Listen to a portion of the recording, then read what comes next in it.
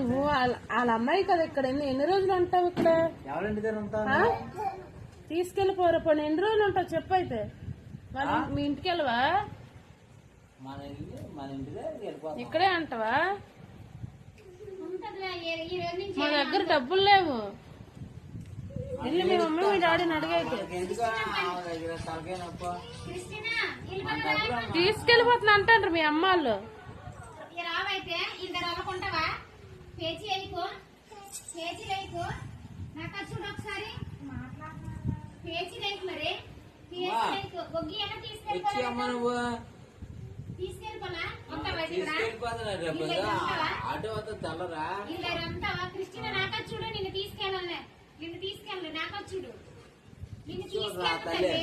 తీసుకెళ్ళండి. చూడు చూడు తమ్ముడు పట్టుకో.